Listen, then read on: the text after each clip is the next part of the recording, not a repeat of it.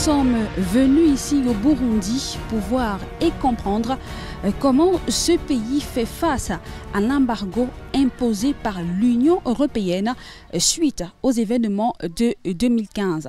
Encastré au confin du lac Tanganyika entre la République démocratique du Congo, la Tanzanie et entre autres le Rwanda, le Burundi compte au moins 18 provinces et plus d'une centaine de communes. L'incompréhension s'est estompée. La communauté internationale campe sur ces décisions et pourtant, comparativement à d'autres pays africains, le Burundi avance. Votre télévision panafricaine Africa Media se propose donc, fidèle à son objectif, de parcourir avec vous les pans économiques, politiques et socioculturels de ce peuple dont la résistance vient avec ses pères fondateurs, à l'exemple du prince Louis Roi Gassoré, dont ce monument de l'unité juste derrière nous porte le nom. Chers téléspectateurs, nous ne pourrions donc pas vous faire entrer au Burundi par effraction.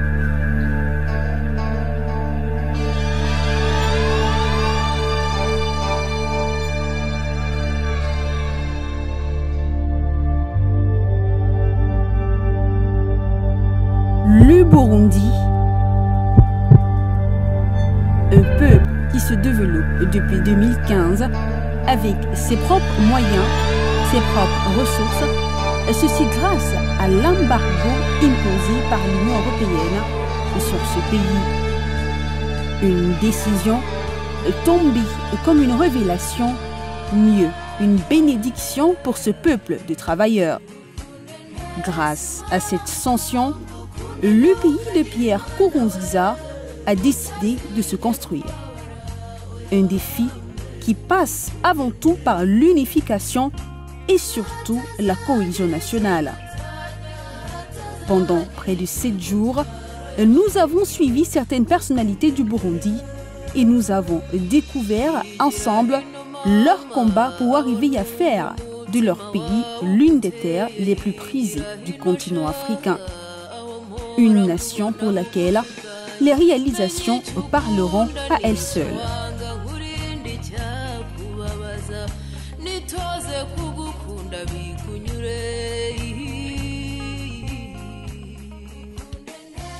En décidant de ne rien importer, le Burundi s'est mis plus que jamais à l'agriculture.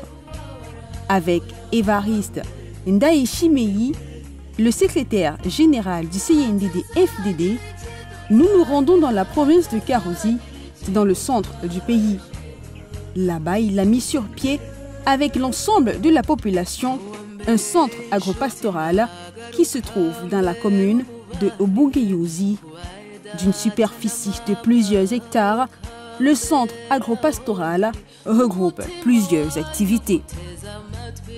Dans ce centre, nous nous occupons spécialement de l'agriculture, de l'élevage, des bovins et l'aquaculture. Ça s'étend sur 6 hectares et demi. Jusqu'à présent, nous avons 3 sortes de variétés que nous avons déjà semées. Il y a le clarias, il y a le tilapia et il y a le communément appelé inonzi. Ce projet, nous l'avons démarré il y a une année. Pour ce centre, nous envisageons mettre encore une dizaine d'étangs piscicoles parce que auparavant, ici, on cultivait du riz et puis la production était vraiment très basse. Mais pour le moment, avec une superficie comme vous la voyez ici, dans l'étang piscicole, il y a facilement l'obtention de 3 à 5 tonnes.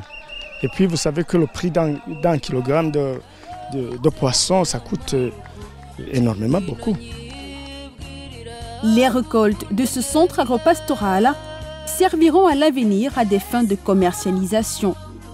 Mais selon son responsable, le fruit de ce travail sera remis avant tout aux populations de la province.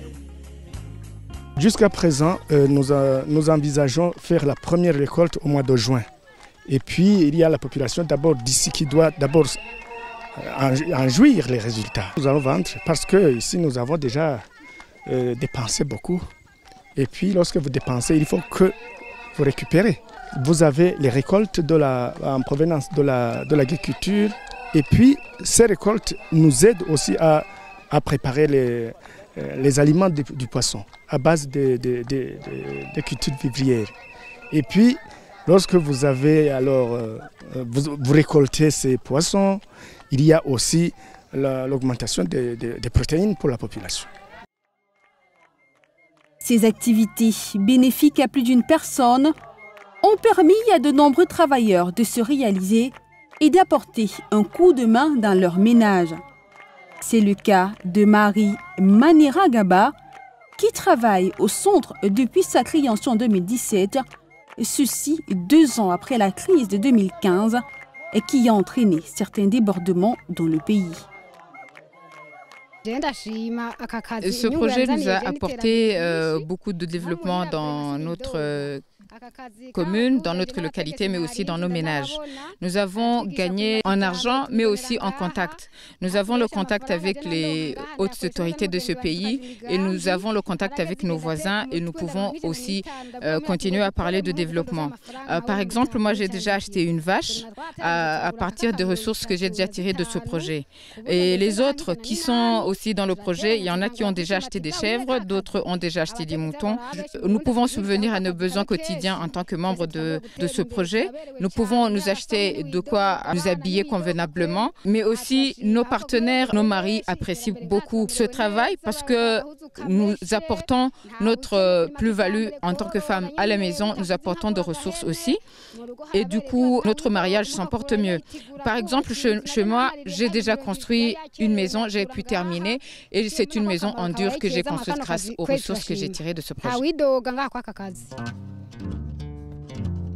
Évariste Ndaïchimei, l'initiateur de ce projet, compte agrandir ce centre agropastoral. Pour cela, en dehors de l'élevage de bovins, il compte, au-delà des étangs piscicoles, faire dans l'élevage de volailles. Ce sera pour lui une chaîne de transformation complète, car la matière fécale des volailles tombée dans l'eau nourrira les poissons. L'eau des poissons, une fois changée, irriguera les cultures et ces dernières, lors de la récolte, nourriront les bovins et les volailles. Les excréments des bovins ne sont pas en reste, ils seront utilisés comme engrais pour l'agriculture. Et chacune des récoltes, dans les différents secteurs, nourrira à son tour les hommes. C'est donc un modèle pour ne rien perdre, mais où tout se transforme. Ici, dans la commune de Karouzi, nous nous trouvons particulièrement dans le centre agro-pastoral de la commune, de la province. Nous pouvons voir derrière nous des paysans qui travaillent à cœur joie pour développer le Burundi. Ils ont un seul objectif, c'est de booster l'économie de leur pays, et ce à travers l'agriculture, la pisciculture, la riziculture et l'élevage. Actuellement, c'est des bovins et très prochainement, ça sera des volailles. En s'encourageant donc avec ces chants que vous entendez, la population du Burundi, principalement de cette commune, aimerait mettre leurs enfants à l'abri de l'insécurité alimentaire. Ils n'importent rien, ils veulent donc transmettre cela à leurs enfants en leur montrant l'exemple, le bon exemple pour se débrouiller eux-mêmes, travailler de leurs mains pour développer leur pays.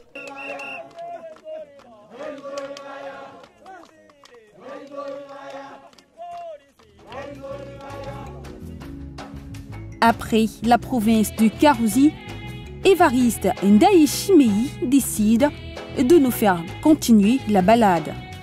Alors, nous remontons dans nos voitures pour nous rendre dans la commune de Gitega, où nous sommes censés voir une usine de transformation d'huile d'avocat.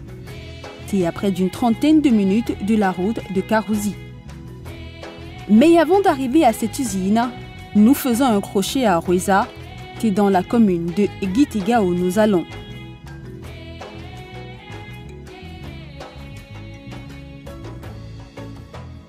Ici, l'équipe d'Évariste nous fait visiter le projet d'irrigation collinaire.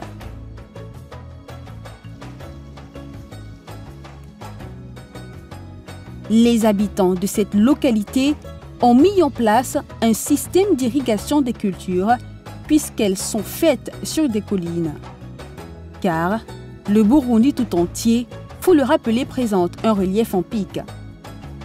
Pour voir le projet en question, il faut grimper la colline, puisque la distribution de l'eau se fait depuis des montagnes. La marche se fait sur près d'1 kilomètre sous un soleil accablant de midi. Une fois au sommet, l'ingéniosité des habitants de cette localité frappe aux yeux. Ils ont construit un barrage qui permet à chacun d'avoir de l'eau. Et les paysans travaillent à tour de rôle 24 heures sur 24 pour partager cette source de vie. Comment fonctionne le mécanisme? Eh bien, il faut soulever l'espèce de feuille métallique sur le barrage pour qu'une partie de la colline ait accès à de l'eau pour arroser ses plants. La méthode choisie pour travailler 24 heures sur 24 et 7 jours sur 7 permet également, selon les riverains, de lutter contre l'insécurité et le vol dans le village.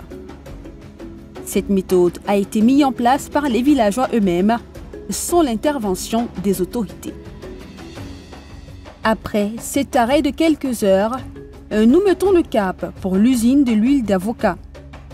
Une fois sur place, nous sommes accueillis par des chants et des danses de la population riveraine.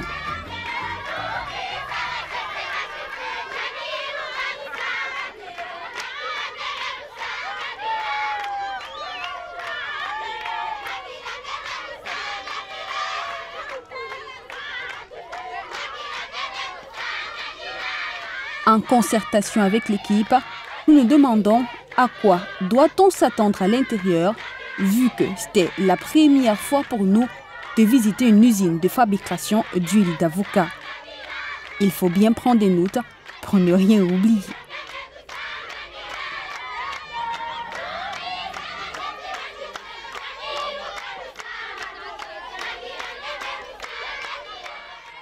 Une fois à l'intérieur de l'usine, ce sont des pépinières d'avocats que nous apercevons au niveau du couloir et qui nous mènent dans la chambre de transformation de l'huile d'avocat. Sur l'un des murs de la chambre, réservé pour peser les noyaux d'avocat, on peut lire sur les affiches les différentes variétés d'avocats utilisées pour extraire de l'huile.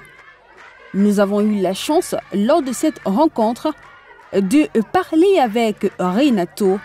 C'est le responsable de cette usine. Il nous a en quelques mots expliqué le processus de fonctionnement de l'entreprise dont il a la charge. L'usine, il peut travailler 10 tonnes par jour, dépend de la variété de l'avocat. Comunque, c'est valeur médium, c'est 40 kilos pour 1 litre d'huile. L'huile cosmétique, c'est seulement les primes huiles qui va lever dans les machines. Quand l'usine va fermer, les machines il va stériliser. Les primes huiles, il va lever et je vais stocker là pour faire les crèmes, les savons et autre chose.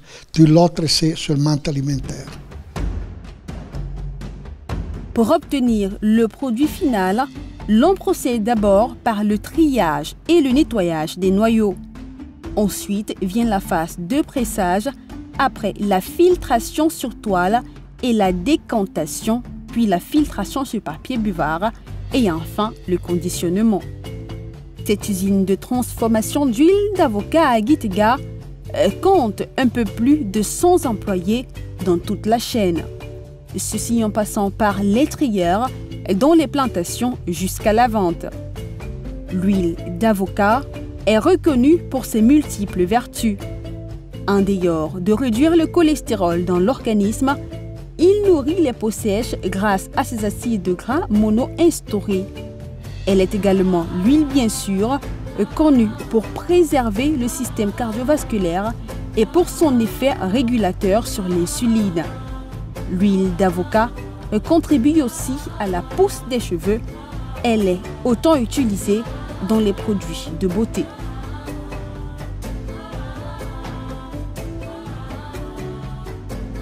Après cette longue journée de marche dans le centre du pays, nous retournons à Bujumbura, la capitale du Burundi. Nous y passons la nuit, car le lendemain, la balade avec l'équipe d'Évariste Ndaishi Meyi doit se poursuivre. Le lendemain matin, comme prévu, nous continuons notre périple avec le secrétaire général du parti au pouvoir, CNDD-FDD. Nous allons voir le travail de valorisation des sols dans la commune urbaine de Tayangwa, plus précisément dans le quartier de Kamenge.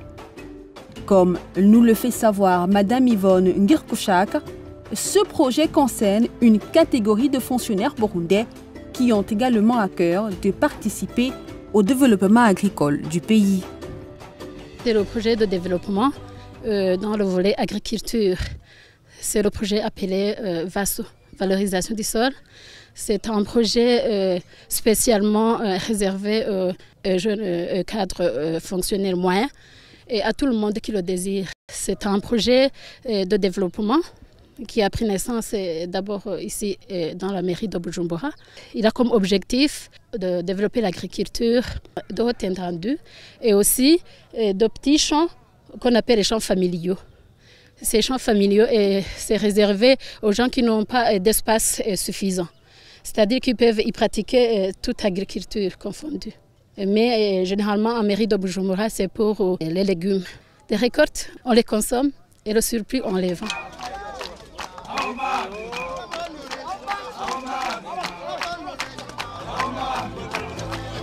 Cet amour pour le travail bien fait et par soi-même a été instauré par le président de la République, Pierre Nkurunziza, dans un programme qu'il a appelé Projet communautaire. 3 jours par semaine, tout le monde, sans exception, se rend à des sites précis pour construire le pays. Le chef de l'État participe lui aussi à ces travaux en montrant l'exemple à suivre à son peuple. L'objectif est de contribuer à l'augmentation des revenus et à l'amélioration de la sécurité alimentaire des ménages à travers le développement et le renforcement des filières agricoles prioritaires au sein desquelles les petits exploitants des provinces touchées jouent un rôle central et tirant une valeur ajoutée optimale pour leur production et améliorant ainsi leurs revenus et leurs conditions de vie. En dehors de l'agriculture, ces travaux communautaires servent également dans la construction des infrastructures. Lors de ces journées, la population ramène du sable, de la terre, des rochers, du bois et certains outils nécessaires pour la fabrication des briques de terre et des bâtiments. Le chef de l'État lui-même présent sur les lieux offre des tôles et du ciment. Son but en participant à ces travaux est d'entretenir le lien entre les élites urbaines et politiques et les populations rurales largement majoritaires au Burundi. Ceci en leur démontrant que leurs dirigeants ne se désintéressent pas de leur situation. Parlant justement des infrastructures construites par la population, nous avons repris la route cette fois-ci pour le sud du pays. L'honorable révérien Diko Rio, président en exercice du Sénat, s'est proposé d'être notre guide. Partant de Bujumbura pour arriver dans la province du Makamba, nous avons fait un peu plus de 3 heures de route. Durant le trajet du voyage, l'on ne pouvait s'empêcher d'admirer la beauté du paysage, la magnifique manière dont le relief a été dompté et surtout l'éclat du lac Tanganyika.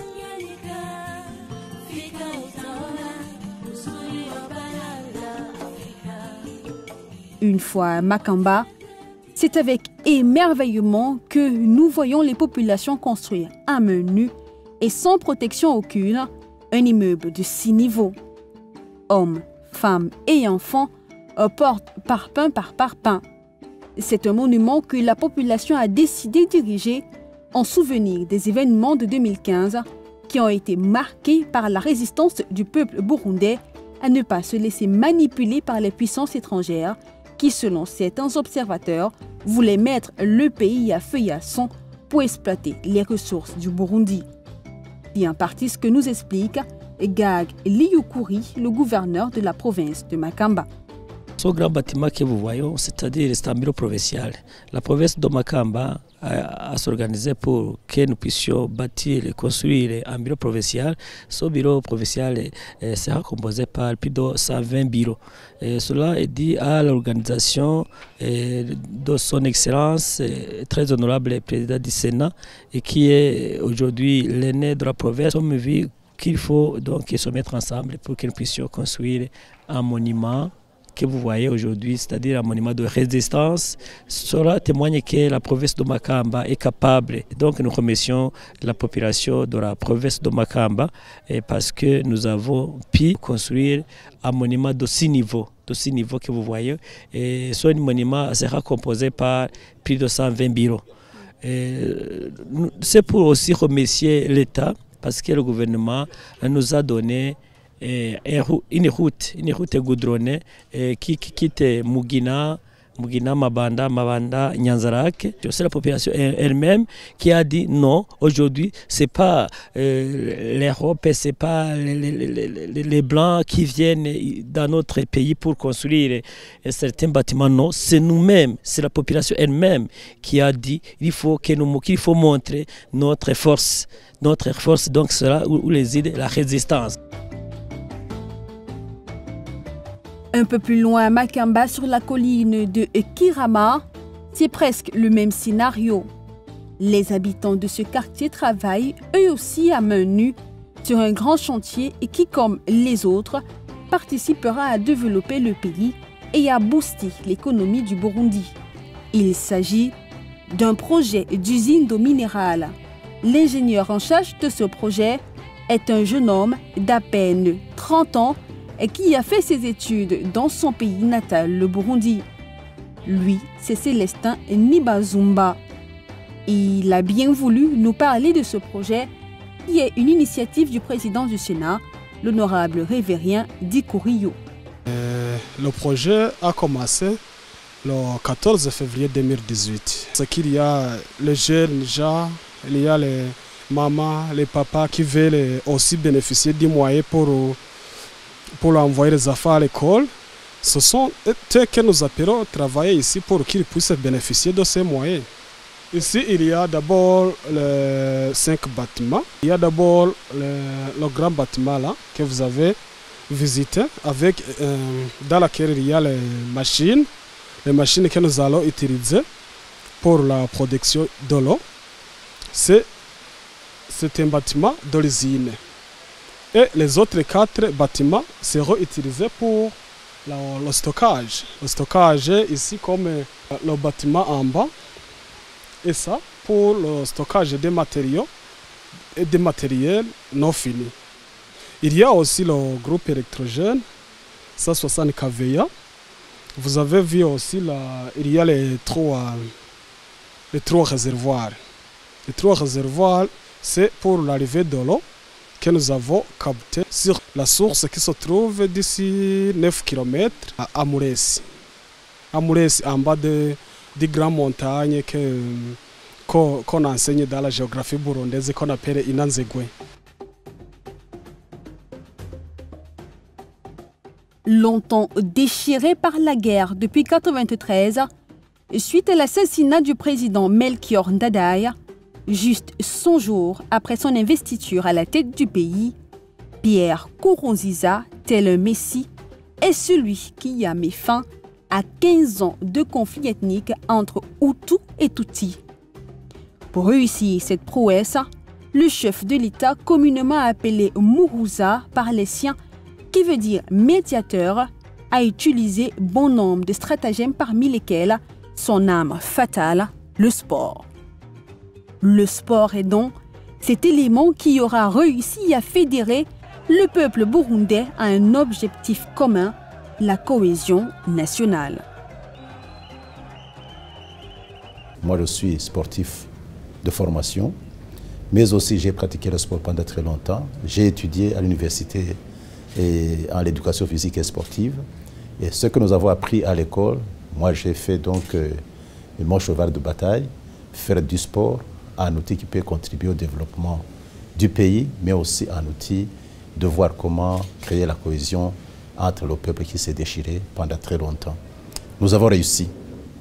Premièrement, nous avons vu qu'il y avait manque d'infrastructures sportives.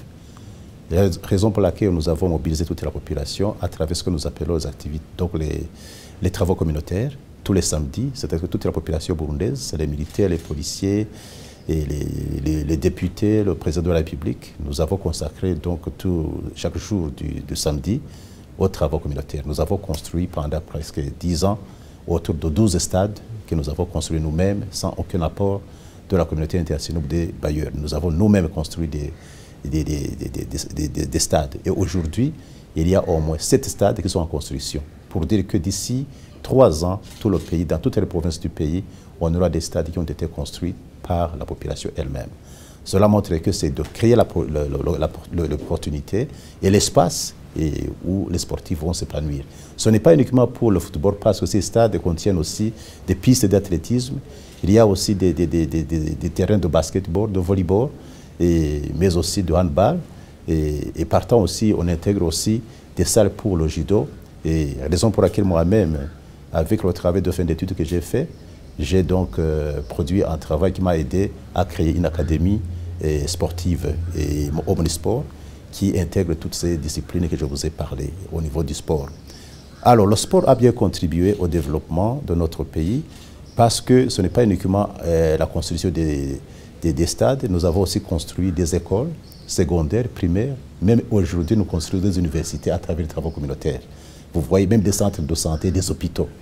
Nous avons construit aussi des bureaux des gouverneurs et des administrateurs à travers les travaux communautaires.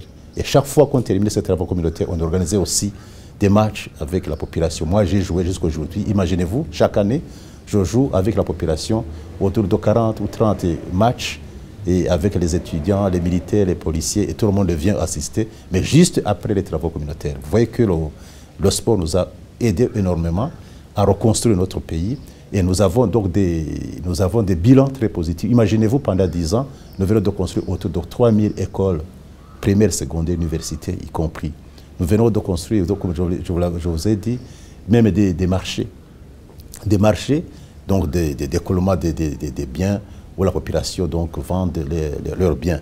Nous avons construit autour de 50 marchés à travers tout le pays pendant 3 ans. Vous voyez que le sport a contribué énormément. Ça a été un outil qui nous a permis de construire ce que nous n'avons pas construit pendant presque 50 ans. Imaginez-vous, depuis l'indépendance de notre pays, en 1961 jusqu'en 2005, on avait autour de 1900 écoles, primaires, secondaires, universités compris. Mais aujourd'hui, pendant 10 ans après, nous avons construit autour de 4000 écoles primaires, secondaires, universités. C'est-à-dire que nous avons multiplié par 2 ou 3 ce que nous avons construit pendant 45 ans à travers le sport. Et cela prouve à suffisance que si on est ensemble, ce n'est pas uniquement les travaux communautaires, et avec la présence, la construction, la disponibilité des infrastructures, on mobilise la population à pratiquer le sport. C'est pourquoi chaque année, nous organisons des championnats intercommunaux et des championnats intercommunaux au niveau du volleyball, basketball, au niveau du football, même au niveau de l'athlétisme. Et donc, il y a des saisons où il y a la pratique régulière et des activités sportives. Et cela prouve à suffisance que ça va contribuer énormément, et ça contribue énormément à avoir la santé saine de notre population et à tourner donc les esprits vers donc un esprit de cohésion et d'être ensemble. Donc au niveau de la socialisation du sport, ça permet donc aux populations qui ont été divisées pendant très longtemps, des décennies, ils vont se rencontrer régulièrement sur les terrains de sport et ça va créer l'unité nationale et l'unité nationale va être capitalisée pour la construction des infrastructures que nous avons toujours à partir du sport. Alors, pour ce qui est donc de notre vision avec le sport, c'est que le football, donc, c'est le sport roi dans le monde entier. Moi, j'ai pratiqué le football, j'ai enseigné le football à l'université, j'ai aussi été entraîneur pendant 3 ans d'une équipe de 2e division à Bujumbura pendant 3 ans. C'est-à-dire que dans le monde du sport, je suis donc très connu ici, donc dans la capitale, même à travers tout le pays. Et cela donc, nous a valu aussi une fierté au niveau de la population. Quand je me suis fait élire comme président de la République, tout le monde m'a élu parce qu'il dit voilà, c'est un sportif que nous l'avons vu être entraîneur, il a joué, il a été entraîneur. Et voilà aujourd'hui, s'il vient, nous savons très bien que la mentalité des sportifs est différente de ceux qui n'ont pas pratiqué le sport. Ça a été donc quelque chose de plus-value pour nous. Et partant, quand on a donc lancé un appel en dehors de la population, sur telle autre activité, ils ont répondu massivement parce qu'ils ont vu qu'à travers le sport, nous avons pu donc développer notre pays. Et aujourd'hui, les enfants qui n'ont pas pu jouer au football, aujourd'hui, nous avons autour de 5-7 stades avec la pelouse synthétique. Nous, on a joué dans la boue. Mais aujourd'hui, quand on voit 7 à 6 stades avec les pelouses synthétiques, et tout le monde veut jouer. Et c'est ça donc l'engouement de jouer. Et ça prouve à suffisance que l'avenir est glorieux pour les sportifs parce qu'il y a la disponibilité des infrastructures sportives et de qualité. Et partant, la qualité du football va être donc développée. C'est pourquoi nous disons qu'on n'a pas donc de soucis. Aujourd'hui, c'est la porte qui est ouverte pour les sportifs burundais, pour les footballeurs. Il n'y a pas de souci que le Burundi va représenter le continent au niveau des championnats du monde. Président du Burundi depuis 2005, Pierre Nkurunziza enchaîne depuis plus de 10 ans les matchs de charité avec son équipe, l'Alléluia FC. De quoi faire d'une pierre deux coups en faisant de son obsession pour le ballon rond un instrument de rassemblement et de maintien de la paix. Avec l'Alléluia FC, le président aligne des kilomètres pour parcourir le pays et enchaîner les matchs, y compris dans les villages du Burundi. En parallèle, Nkurunziza fait construire une académie de football au nom du Messager FC. Celle-ci compte de nos jours 5 centres de formation à travers le pays, notamment à Bujumbura Mairie, à Rumonge, à Ngozi, à Gitega et à Nyanza-Lac, avec au total 315 académiciens avec une moyenne de 60 footballeurs pour chaque centre. En dehors de cette académie de sport, Nkurunziza a construit une quinzaine de stades dans tout le pays et il est même allé jusqu'à créer en 2016 un championnat de football interministériel. À travers la construction d'espaces sportifs, le numéro 1 du Burundi vise à casser le mythe du politicien lointain et charismatique, étranger aux réalités quotidiennes des populations, en se présentant un homme ordinaire.